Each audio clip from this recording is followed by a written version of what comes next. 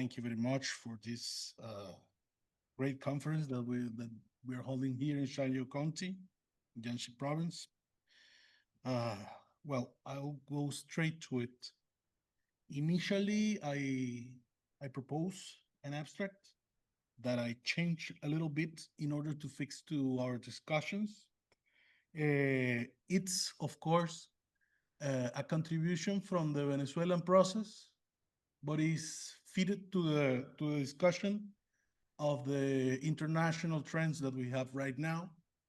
So what I'm trying to propose is that from the Venezuelan commune, we have some outlines, some references, some trends from the global south for a civilization alternative.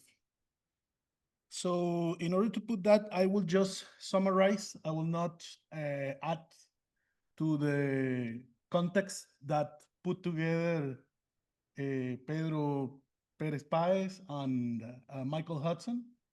I just want to emphasize that we in Venezuela, and I also can talk about the different social movements that are connected in this building initiative of the ALVA as a project of articulation from the social movement, both in that regional level and also in Venezuela, have had a consensus during the last years that what we are living right now is a civilizational crisis. The Western model is in the clay.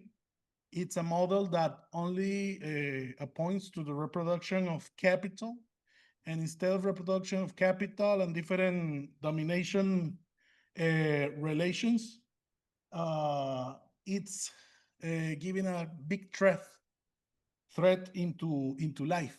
So what we're facing now, it's a contradiction between this modernity, this model of civilization from the West, and life.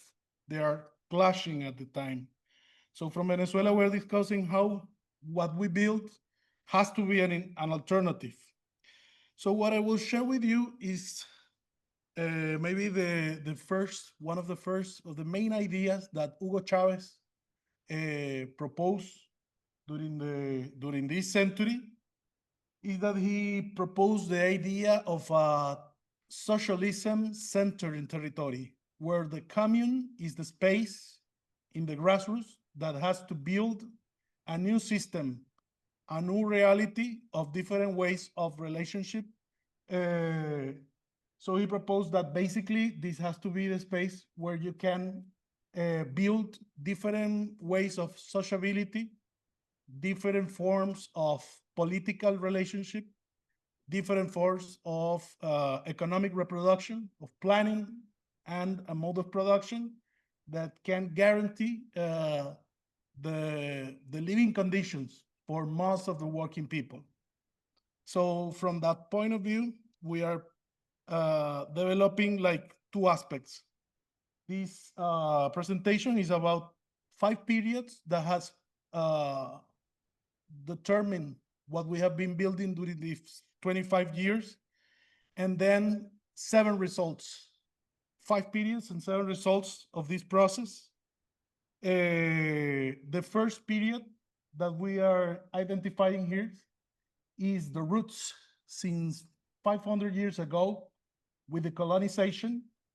It was the beginning of what Professor Iraida Vargas and Professor Mario Sanoja called the long march towards socialism, which is their thesis for Bolivarian socialism. So from the, oh, please excuse me if the Mandarin words are not right. I just put it there in order to facilitate a little the discussions. The second period is referred to the rebellion period. It was that time between the big social explosion in 1989 in Venezuela into the military and civil rebellion led by Hugo Chavez in 1992.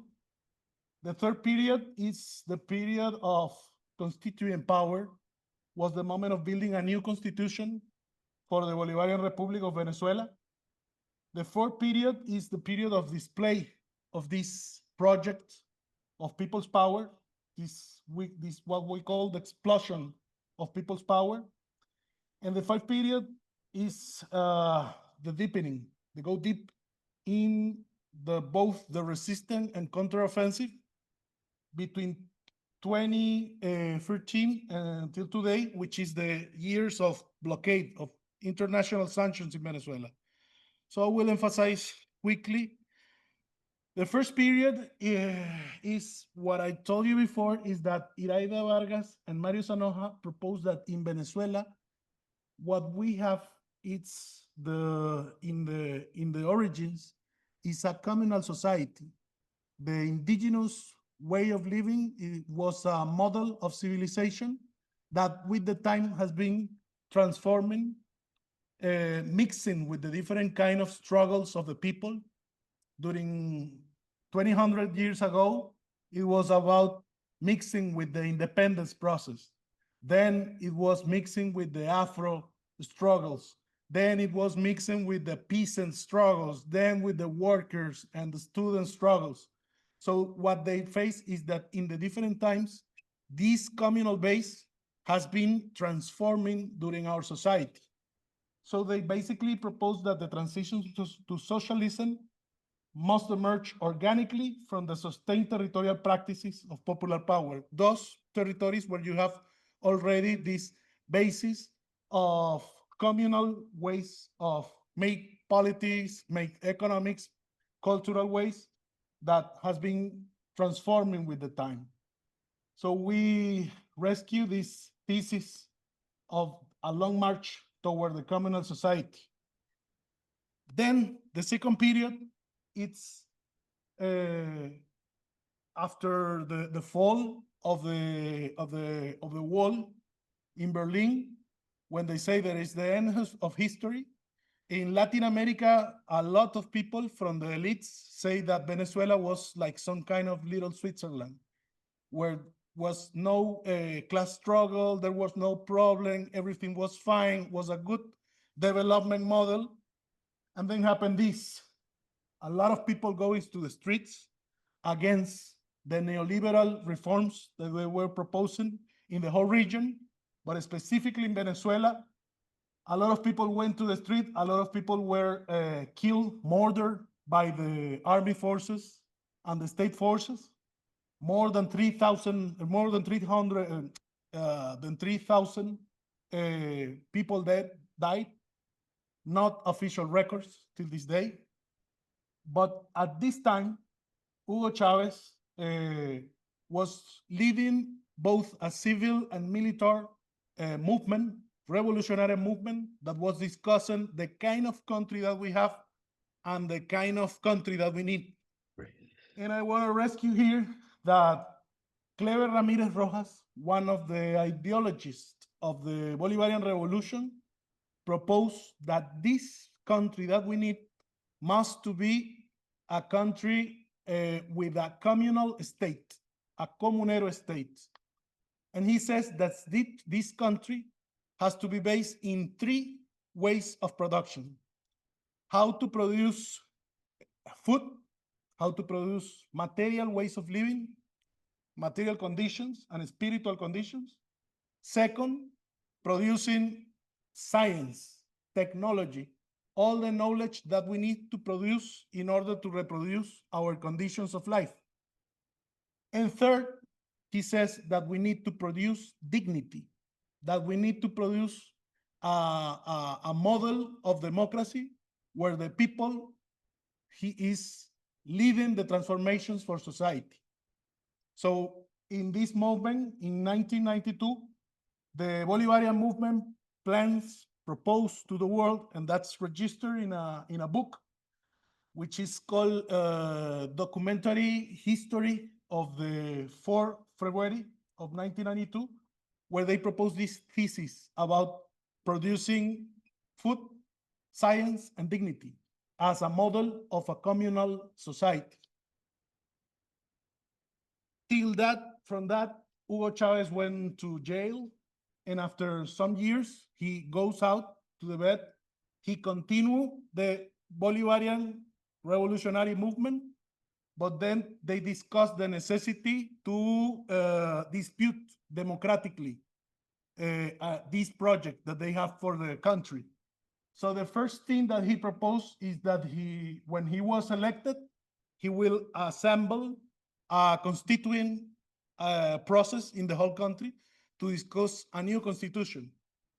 What I want to emphasize here is the idea that this new constitution for the Bolivarian Republic of Venezuela posts this in his fifth article.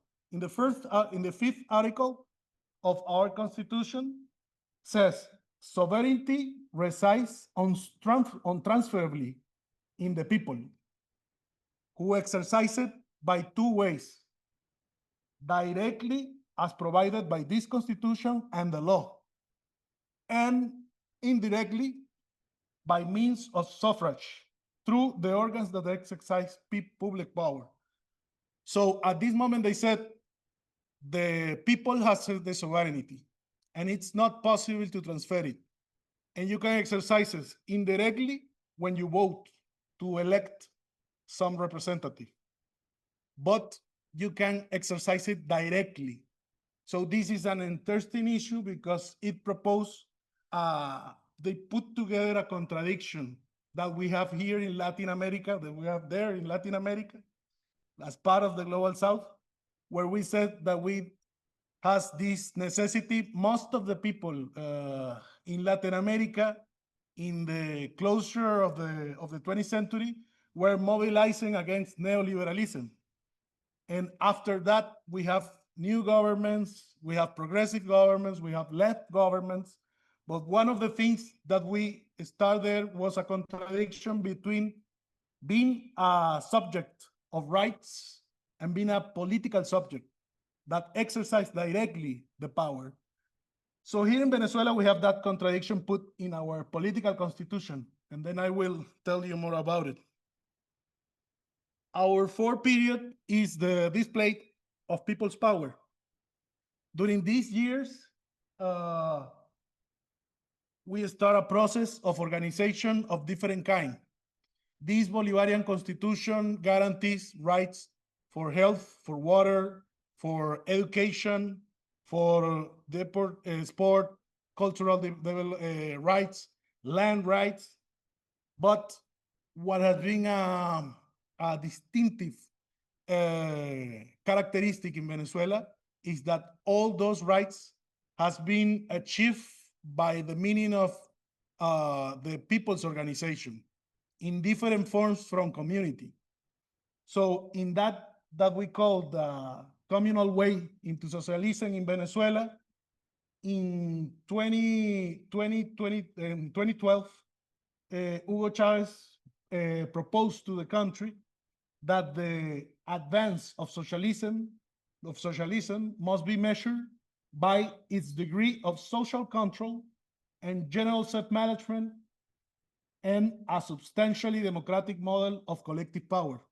So he puts social control, self-management, and direct democracy.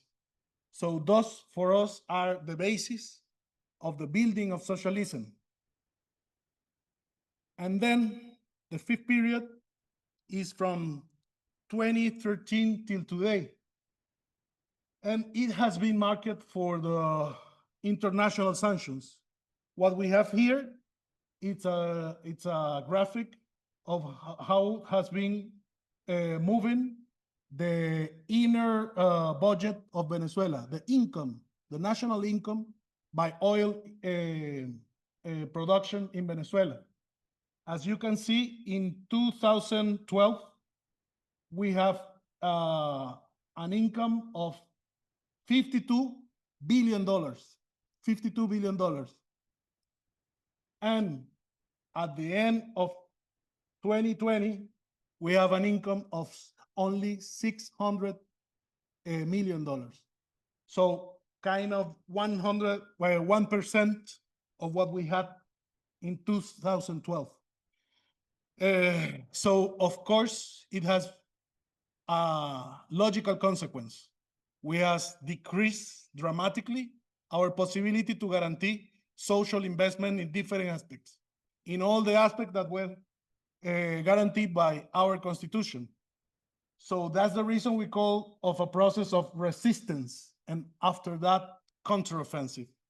In this process, one of the main key issues has been, on the one hand, political measures in order to stabilize the macroeconomic varieties. In a second level, process of subsidize the most basic things for population. In Venezuela, 6 million families has subsidies for the food, which is one of the most important issues for living. And of course, investment in different aspects. Maybe the most important things that I will mention later is how, besides this situation, we have been able to resist with people's organization in different ways.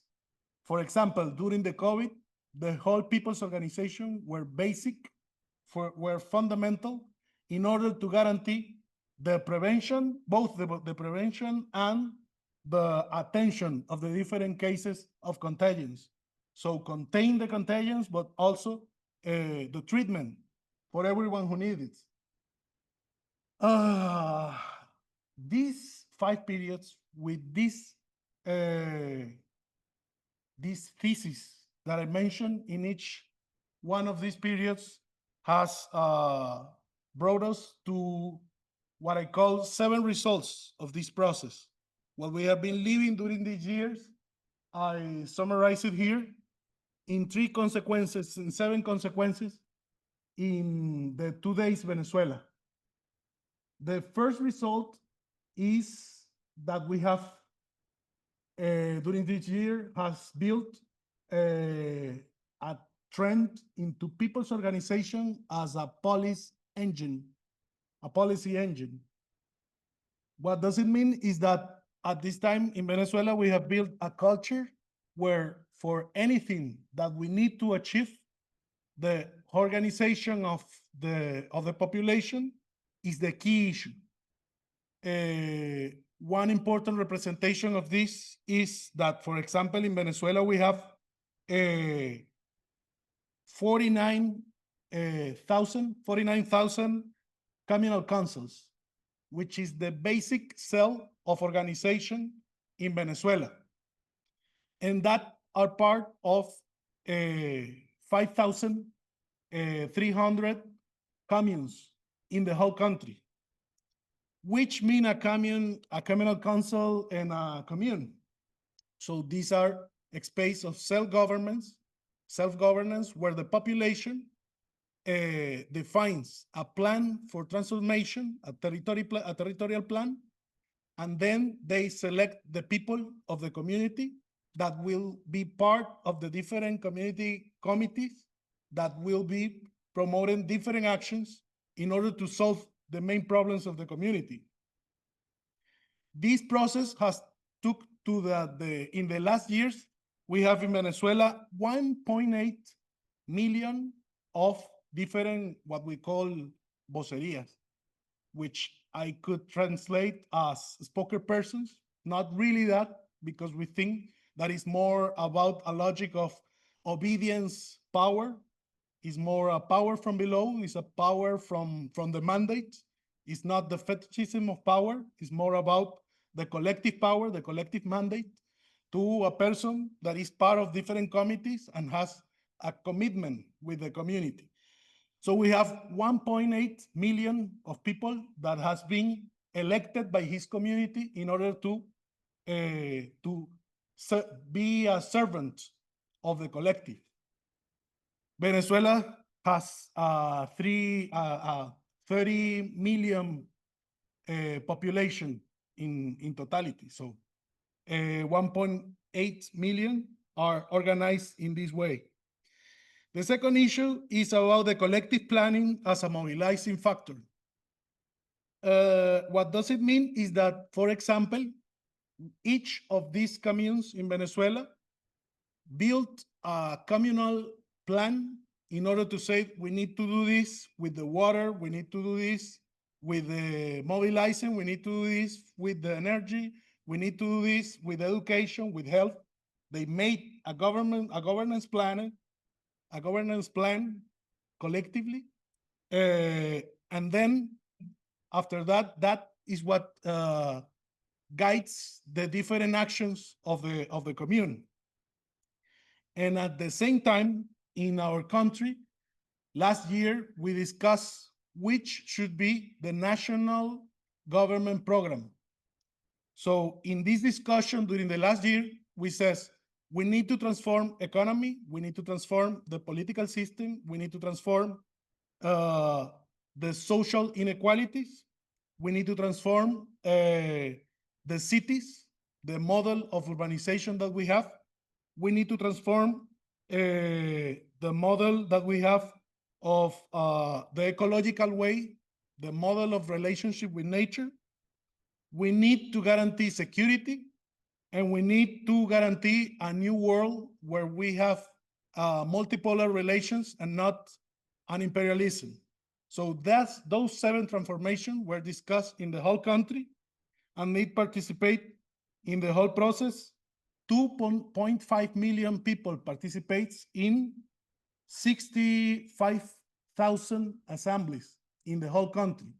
That's what I call as the collective planning as a mobilizing process, as a discussion process, and then organize a culture where the program is the leader of the community.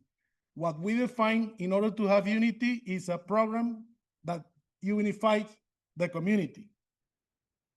The third issue, the third result is a communal economy that has some trends, some dynamics that could be part of a new paradigm.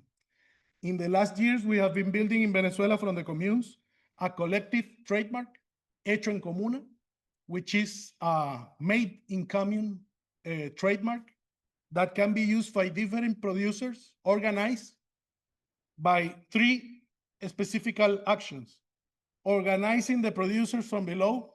In Venezuela, we don't call a lot about cooperativism, but when we see a cooperative in Brazil, for example, in MST, we see that basically we are going through the same effort, but with a different name.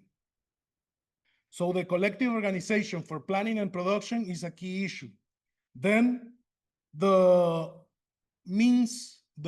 self-management of social property means of production is one of the key issues. How the organized producers can be able to self-manage means of production that could be part of the communal property regime. Because it's not possible in capitalism to have independency if you don't build alternative chains of production, non-dependent, where you have social property of the means of production. And the third issue in this aspect, in the economic aspect, is about the self-sufficiency as the pattern of regulation of the production, not the logic of the market, which is dysregulated, which is about producing without a logic. This is about production to self-sustain the necessities of community. So it's about to sustain production, it's about to guarantee the necessities of living of the families, and it's also about to guarantee the contribution to the community necessities. The fourth result is experience in the self-management and self-government in a national scale reality. So in Venezuela, at this moment, since last year, Kinchi last year visit some of the popular national consultations that has started in Venezuela in the last year, where each commune, each one of the 5,000 communes discuss in assembly which are the main necessities. And after that, people vote. So we have a method where the commune discuss, the spokespersons discuss which are the priorities. And then most of the people goes and vote in order to decide which one are the projects that they will execute. So as a result of that, in the last 2 years, the communes in Venezuela has executed 19,500 projects in different aspects, which are equivalent to almost $200 million. As you can see in one of the previous slides, it's kind of the third part of what we have as national income in 2020. So it's about to put the income, the national income, in order to be directly executed by the self-government and the self-management communes. The fifth result is about communal democracy as a new paradigm. What I can tell you there is that in the last 2 years, the 5,300 communes has this process of assemblies in order to establish priorities. And then when they vote, we have had 5 national consultations since last year. In these 5 national consultations, in each one of them has voted between 2.5 million people and 404 million people. So we are talking about an important level of participation from below in the commune level. 6, the Bolivarian military doctrine. In Venezuela, we have around, in the last 25 years, Hugo Chavez, as I mentioned before, with the regrets, with the shame of that moment in 1989, where the army, the National Army, massacred the Bolivarian people, the Venezuelan people.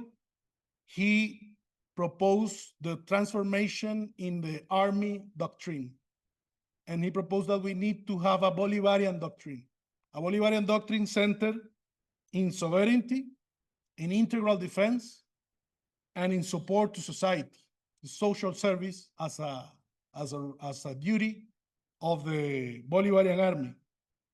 So at this moment, we have not only the common army in the Navy, and the airplane, in the Air Force, and in the National Guard, but also we have 5 million people's militia in the whole country. So people in the commune, which is part of the National Army, in order to guarantee, as I told you before, sovereignty, integral defense, and social justice. And at last, the 7th result that I can share with you of what I think could be a reference for the building of a new society in our global south is the social investment culture. In Venezuela, as I told you before, we have this big decrease in the national income, but not in one of those single years we have changed the rate of social investment. In Venezuela, at the moment, Bolivarian Revolution guarantees 75% of the income is directed to the social investment for communes, for self-governance, but also for infrastructure and services and common rights. As an example, I can tell you that in the 20th century, we have an income of around $230 million per year. And the level of social investment at that time was about 40%. In the last 25 years, since 1999, Venezuela has had an income by taxes around $5 or $7 billion per year. And all the time, we have had a 76% of social investment in all these years. And that's part of a culture that has been generated. It's a people that doesn't believe in neoliberalism. It's a culture where we don't believe in the free market as the regulator of society. So those 7 issues is what I want to share with you as what we think is part of a common puzzle that we need to build in order to see what could be common trends in the global south that could be part of the building of a new society. The last thing that I want to mention is that the shirt that I have says University, National University of Communes, Universidad Nacional de las Comunas, which is an initiative recently created by the President of the Republic, where he says, in this moment of our history, we have the necessity to build a new society, to transform the society that we have into a different pattern than the West. So we need to build a communal society, an alternative socialism from the commune. And in that moment, he told us the National University of Communes has to be an instrument for that transformation. And the task that he has mentioned, he says, on the one hand, the first task of this university is guarantee what the Bolivarian revolutionary movement says in the 90s. We need to guarantee that the communes can produce food, can produce the science necessary, the technology, and also can produce the dignity for the people. So a new democratic model where they can guarantee a new society. And the second task that he proposed, he says, the university needs to guarantee that these people that at this moment is exercising a lot of different change from the territories has the necessary tools to put the planning, the dreaming that we have right now into reality, into actions to transform. So he says the programs, the careers in the university needs to be a bridge between the planning of the people in the commune and the transformative action in the territory. If you don't achieve that, you are not fulfilling the mission. So that's the commitment that we have right now, and that's the reason that I have this shirt over here. So thank you very much, and sorry for the delay.